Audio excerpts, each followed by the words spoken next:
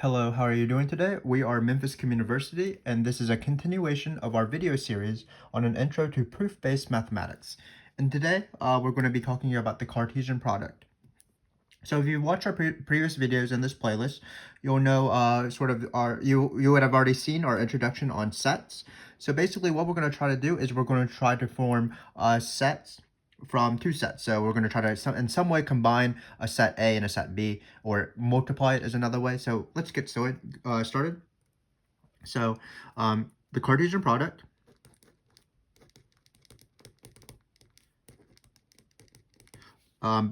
product, that's a C, sorry about that, between two sets A and B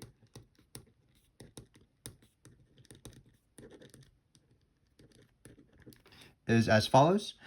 It's all the elements, we're going to write it as A times B, and it's all the elements that are ordered pairs of this form. And B and B. So it's going to be ordered pairs where the first coordinate is going to be of the elements of A, and the second coordinate is the elements of B.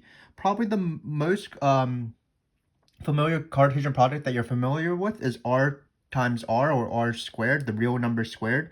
It's what you've been used to in the past. So for example, you deal with two coordinates, x comma y, where x can be a real number and y can be a real number. And this is the same thing, except that we're going to be dealing with different sets other than the real numbers. So again, what the Cartesian product does is it sort of multiplies elements of A and elements of B, so that you would get, sorry for this here, you would get ordered pairs where for the first element we choose an element of A, and the second element we choose an element of B.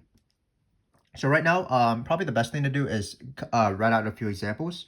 So I'm going to do that real quick for you guys, or maybe not real quick. Maybe we'll take our time because we're having fun, of course. So let's take A and B. So this is an example. So remember that these sets can be made of anything, but we're just going to make A, B, 1, 2, and 3. That's a 3.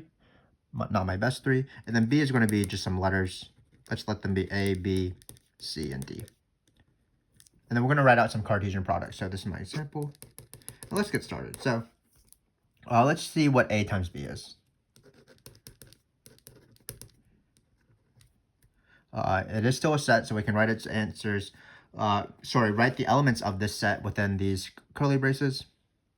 I don't know how much room I'm going to use, so I'm going to do the closing brace at the end. But let's get started. So again, all these elements look like this. So they're going to be just a well-ordered pair, meaning it's a two-coordinate point. The first coordinate is going to be an element of A, so it can be 1, 2, or 3. The second coordinate is going to be an element of B, so it's going to be A, B, C, D. So let's try to list out all these, and let's try to do it in a systematic manner, so that we are ensured that we're going to get all of them. So first off, I'm going to choose 1 for my A coordinate because that's allowed, and then I'm just going to choose A for my B coordinate, meaning capital B. So an element from the first set and an element from the second set, and that's all it is. So for example, we can change the B coordinate around, so 1 and B. We can do 1 and C, 1 comma C, 1 comma D. So these are, it looks like these are the first 4 elements of the of A times B, or the Cartesian product of A and B. Keep in mind that because it's a set, we could have listed these elements in any order, but we're trying to get all of them. So there's sort of some natural ways to write them.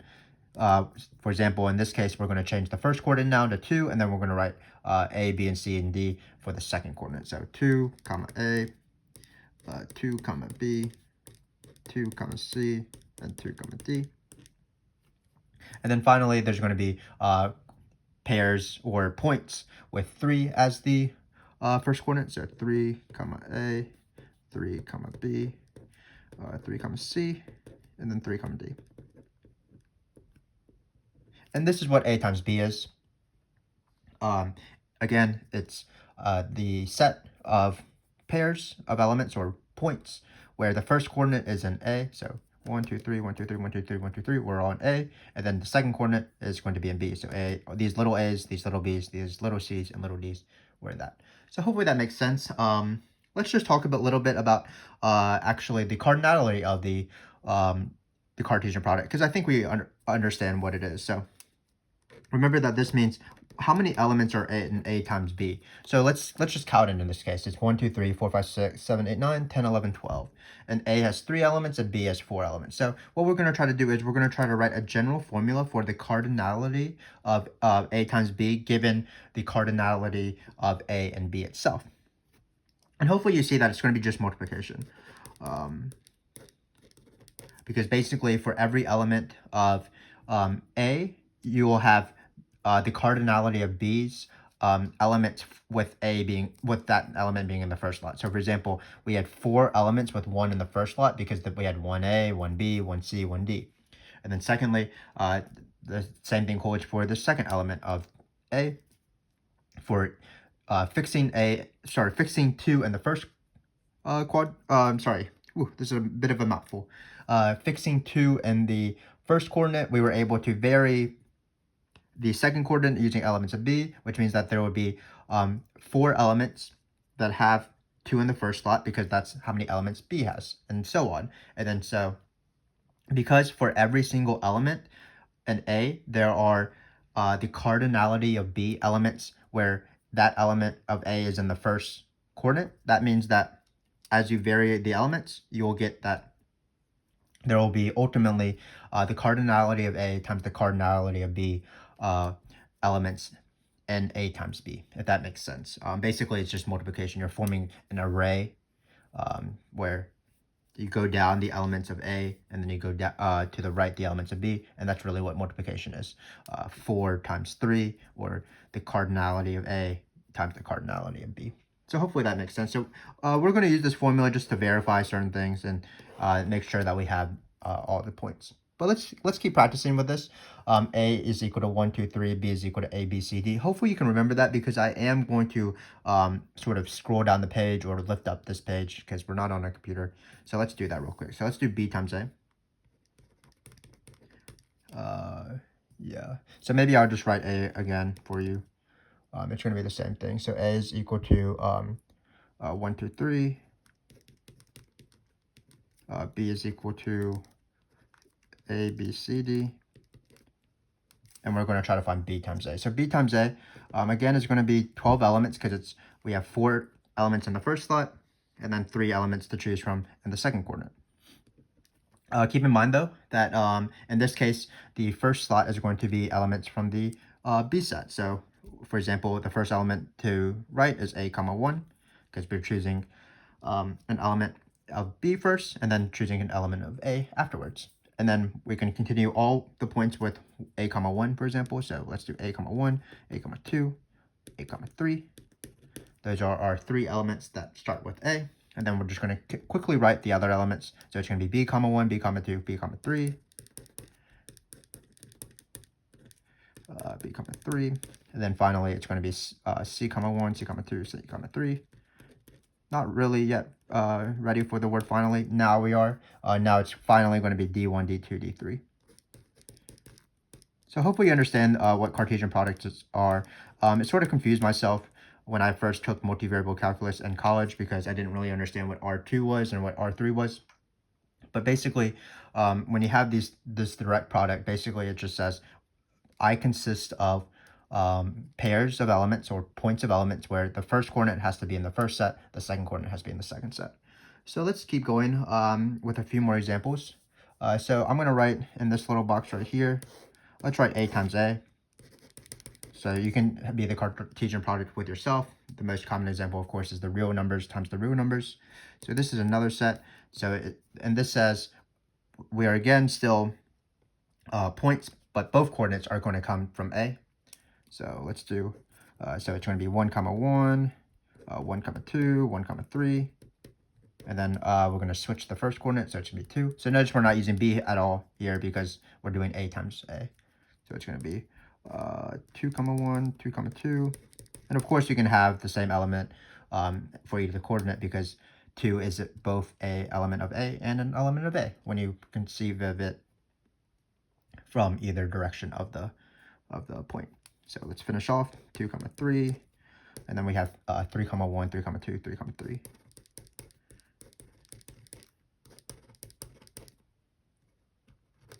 And we're done with A times A. So on the back here, I'm going to do 2 more examples with this, and then we're going to draw some pictures to have fun. But because I think you understand how Cartesian products work. So let's go on the back here. Let's rewrite A. It was 1, 2, 3. I don't know what's happening with my 3 these days, but that's a 3. And then we have B is equal to A, B, C, D. And then I'm going to do now A times B times B. So this is a little bit harder, but look at this. It's still the direct product between something times something, or the Cartesian product between this and this. But it so happens to be that for our first coordinate, it's actually going to be a point itself, because the first point, the first coordinate consists of elements in this set right here, and this set happens to be another Cartesian product. So let's see how that works. So again, we're going to write this. So let's take our first point. So again, it's going to be something comma something like normal, but the first coordinate can be anything, or the second coordinate, sorry. Let's do that one first because it's easier. So we have something times B. So the second coordinate could be, for example, A. Now we need to do the first coordinate, which will be an element of this set right here. So let's think of one we can do. Well, we can do 1, comma A. So this is an element in this set right here. The first coordinate is an element in this set, but the first element happens to be a point itself. So 1 is in A is in B, and then the second coordinate is has to be solely an element of B. So it's going to be a little bit difficult in terms of trying to get all these elements together. If we do our formula to see how many elements there are, it's going to be A times B times B. That's going to be the cardinality of this entire set. Well, the cardinality of B is 4, and the cardinality of this set is also A times B by that rule from before. So it looks like it's going to be 3 times 4 times 4, which is going to be quite a few elements. 8 times 3 being 24, and we have only written out 1. So we might not write out all of them. We will decide when we get there. But basically, let's first keep this second coordinate the same, and let's change this coordinate right here. So I'm going to stick A first. I'm going to also keep 1 the same, and I'm going to change B, C, and D. So my second element will be 1B, A. That looks like I have enough parentheses if I put one right here. And then let's do a similar thing. The parentheses are quite confusing, but 1C, A. So all I'm doing is I'm changing the first coordinate's second coordinate, if that makes sense. And then 1D, A. So that's the first 4 elements. We have 20 to go, but we might not write all of them. But for now, let's just change the second coordinate now. So not the second coordinate, but the second coordinate of the first coordinate, if that makes sense. Because, again, the first coordinate happens to be a pair of elements itself. So what we're going to do is we're going to change this element right here. So it's going to be 2 now. So 2, comma A. I think I confused coordinates when I just said that, but hopefully you understand what's going on. Now I'm going to do sort of the equivalent, but replacing all these 1s with 2s. We're going to have 2C, A, and then 2D, A. So that's going to be another 4 points. So it looks like we are making a bit of progress. Oh, I can't do math. 3 times 4 is 12. 12 times 4 is 48. So we have actually quite a few elements. We have 48 elements. So we're definitely not going to write all of them. I can't do simple multiplication. But let's write out a few of them, of course. So let's write the ones where 2 is replaced by 3 now. Because, again, this element right here, this position of the point has to be an element of A. So let's do that. Let's write those 4. So it's going to be 3, comma A, comma A.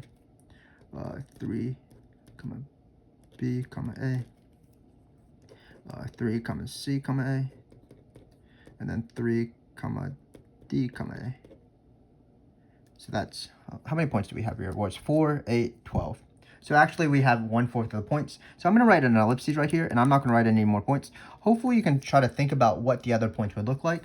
Well, basically what we have written right here are all the points in A times B, where the second coordinate is A. So to write out all the other points, what you would want to do is you would write out all these points again, but then just change the coordinate A to B, because B is another element in capital B, so that's a potential candidate for the second coordinate. And then ultimately you do the same thing for C, so you'd write out this point with comma C, change this A, this A, this A, this A, this A, this A, this A, this A, this A, this A, this A, all to C's. And then finally, for the last 12 elements, you would change that second coordinate to D on all these second coordinates. And then ultimately you would have 48 elements, because we would have 12 for A, the ones we wrote, then we would have a similar 12 for B, a similar 12 for C, a similar 12 for D, and that's why this sort of formula initially held, because we're doing multiplication. So I'm not going to write those out. I want to draw some pictures to have some fun. Not that we were not having fun right so far, but I'm going to do that right now. So basically, we're going to move past this argument of A times B. Actually, let me do one more thing with these two elements before we draw these pictures. So we're going to postpone that for a little bit longer. Let's do A cubed. Let's write out this set. So A cubed is the same thing as A times A times A. So what it is elements of A times A times A. That's going to be what are called 3 tuples. So just, it's not that much more confusing. What it's going to be is it's going to be, instead of 2 coordinates, it's going to be 3 coordinates, where each of the elements can be in A, and A. So it's a little bit different than this one, because this one technically is 2 coordinates, where the first coordinate happens to be a point itself. And in this case, we're going to have 3 separate coordinates, where we're going to be cycling in between 1, 2, and 3, because that's what A is. So A is equal to 1, 2, and 3. So if you use the formula to see how big this is, A times A times A, you will see that it's going to be 3 times 3 times 3, which is 27. So that is quite a few points. But let me list some of them out, and then maybe you can do those last points for yourself. So let's write out the easiest point, 1, 1, 1. Again, this holds because each of these ones is an A, because A is equal to 1, 2, 3. Let's go on. Let's just change the second coordinate, 1, 2, 1, 1, 2. We have 1, 1, 3. Now we have 1, 2, 1, 1, 2, 2, 1, 2, 3. Of course, we can use the same number because the coordinates themselves don't really have anything to do with each other. And then finally, we have 1, 3, 1, 1, 3, 2, 1, 3, 3. And I don't want to bore you, so I'm going to just write out these 9 points. Hopefully I have not bored you already. So with these 9 points, you can tell that how to find the last 18. Basically, you're going to change this first coordinate to 2, and then change the first coordinate to 3. But hopefully you understand, and you don't make the same mistake that I did in college, which is understand what it means for a direct product, or something times something times something even. Basically, it's just going to be a 3 coordinate point, where the first coordinate goes in this one, the second coordinate goes with this one, the third coordinate goes into this one. So for example, if you want to, we're not going to list out all the elements of A times B times A, because that might take way too long. But for example, if A is equal to 1, 2, 3, and B is equal to A, B, C, D, an example point would be 2, comma, one of these letters, C, comma, 3. This is an example point. So if you want, the notation would be this point is in this set. Great.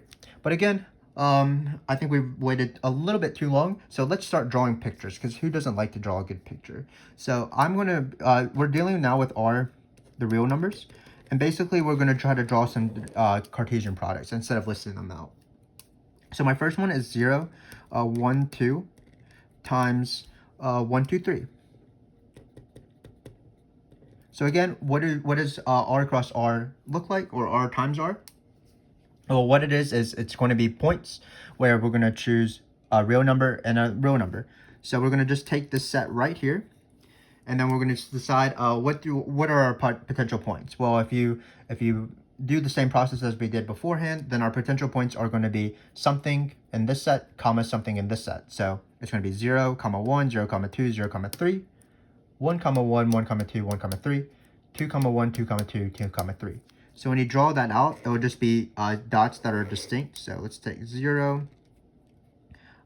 Sorry, that's not actually a dot. Let's just put tick marks so far. So 0, 1, 2, 3, 0, 1, 2, 3. So not the best picture. So sometimes drawing picture does come with hazards, but let's try our best. So again, we're going to choose 0, 1. So 0, 1 is this point right here.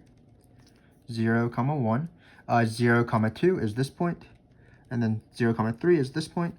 And then finally 1, 1 is this point right here. Because we can choose 1 for my x-coordinate. So it's 1. 1, 1 is this point right here. 1, 2, 1, 3. And then finally we can choose 2 for our first coordinate, and then 1, 2, 3 for our second coordinate. So basically this picture, not the greatest picture. I hopefully will improve in the next ones, but this picture is going to be these 9 distinct dots. We're not going to do anything with 3 because 3 is not an eligible point for our first coordinate. So our answer are these 3 distinct points. So hopefully that makes sense. Let's move on. We can fit a picture right here, I think. So I want to do 1, 2. So this is a closed interval 1, 2. So it's a little bit different than this, of course. And then we're going to multiply that by the set 0, 1. So let's try to understand this set before we start to draw it. So it looks like the second coordinate will be pretty similar to what we've been dealing with. The second coordinate can be 0 or 1. But the first coordinate is more interesting. The first coordinate actually can be any number between 1 and 2 inclusive. So for example, it can be 1 itself, it can be 2 itself, but it can be anything between it. So 1/2, 1.4, 1.85, 1.000001, 1.4321865431888. I think you do get the idea. So basically, let's draw this. Again, the first coordinate can be anything between 1 and 2. So here's 1 and 2. But the second coordinate has to be either 0 or 1. So the first coordinate can be anything. So it could be this point, or this point, and this point.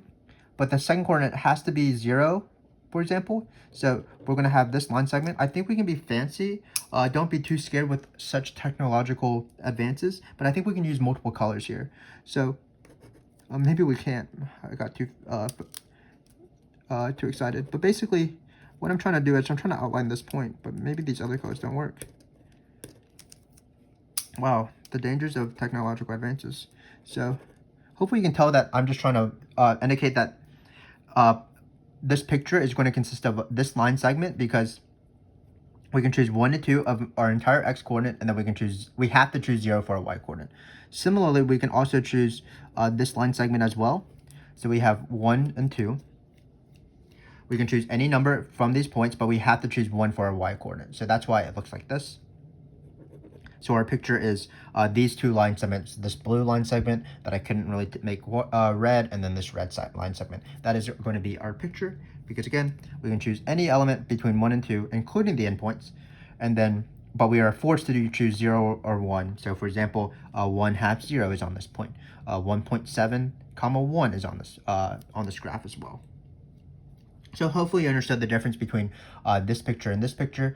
This picture, we were forced to either choose 0, 1, or 2 as our x coordinates. But in this case, we actually had an infinite number of choices for our x coordinate, because there was any number between 1 and 2. Let me draw a few more pictures, because I think I'm getting a little bit amped up a little bit for drawing these pictures. So let's take this guy right here. We have a few more. Maybe we can continue on, and we can save some paper and just randomly draw pictures randomly. Use the word randomly twice, but let's just draw this picture in this space right here. So let's take my pen. Let's try to do something pretty similar. So we did distinct numbers times distinct numbers. We did a closed interval times a distinct number set. So let's do 2 closed intervals times each other.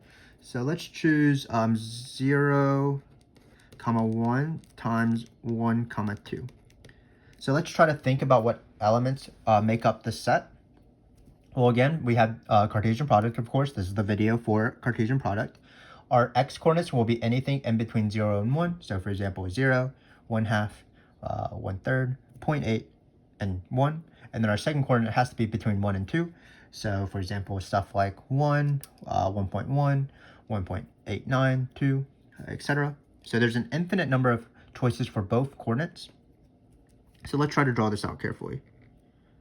So it's going to be 0 and 1. So again, 0 and 1 has to be our x-coordinates. So the x-coordinates have to be within this boundaries.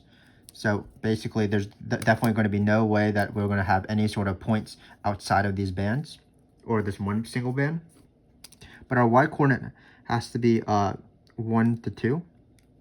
So similarly, we're not going to have any numbers that are not within this band right here, if you can tell how my fingers are drawn, because the only y-coordinates that are possible are 1 and 2. So if you see the overlap between these two bands or these two strips, it's going to be this rectangle right here.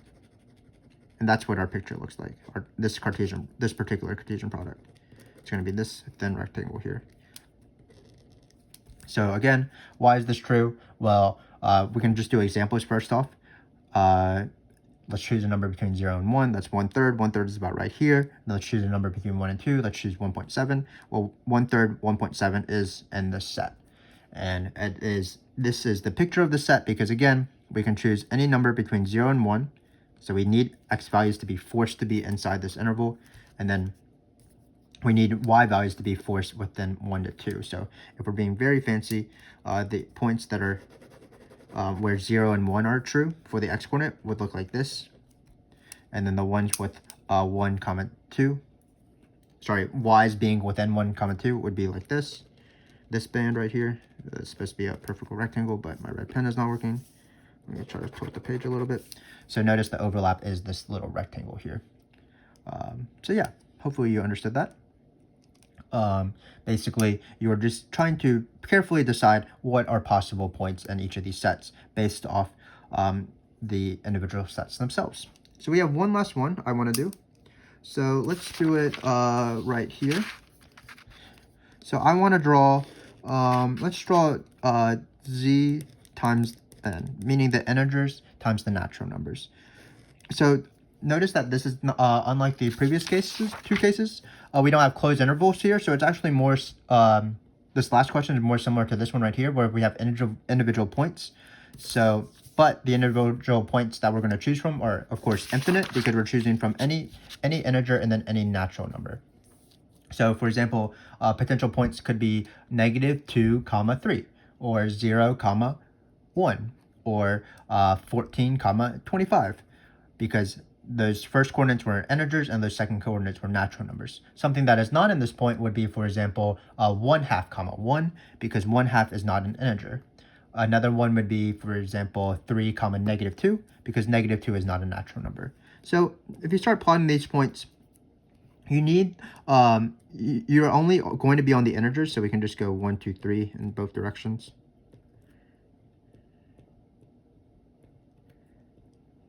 So let's see what points are actually on this picture. Well, we have every choice of integer for the first coordinate. So basically we can choose positive stuff and negative stuff as long as they're whole numbers. So 1, 2, 3, we can choose, this is -1, of course, -2, -3, -1, -2, -3. So we can choose 1, 2, 3 for our x-coordinates. We can also choose -1, -2, -3. But for our natural numbers, we have to choose things that are natural, meaning 1, 2, and 3 and above. So I'm going to start filling in these dots. We can choose these dots, and basically they're going to be a unit square away from each other.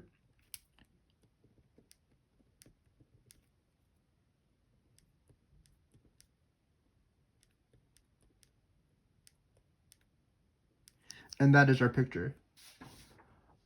Because the natural numbers consist of elements between, consist of numbers 1, 2, 3, 4, 5, and so on. And the integers consist of elements like -1, -2, -3, including 0 as well. So this is our answer, and we are done. So hopefully you got some sort of use out of this video. We did discuss, again, Cartesian products. Cartesian products are nothing to be afraid of. Basically, we're multiplying sets in a way where what we do is we take a point with two coordinates. The first coordinate is going to be an element of the first set, and the second element is going to be a coordinate of the second set. And what we did is we took this one example and did a few examples of Cartesian products like A times B, B times A times A. What we saw was that this formula is held, which means that the number of elements in A times B is the same thing as the number of elements times A times the number of elements times B. Then we did a little bit of harder examples. So for example, this one right here was still a pair, but the first coordinate was a pair itself. And we were able to list out some elements. If we did multiplication right, we would have been able to tell exactly how many elements there were. In this case, it was 48. We examined things that have multiple dimensions, or points that have not just 2 elements, but 3 elements, but it's still very similar. And then we started drawing these pictures of different Cartesian products just for fun, and also to get a better idea of how Cartesian products work and the real numbers. And then finally, we had a fun little dot exercise as well. So hopefully you enjoyed that. Feel free to give us a like and a subscribe if that was useful. We will continue on in our next video. I believe will be on subsets and power sets. So join us then, and we are looking forward to that. Thanks very much for watching. Until next time.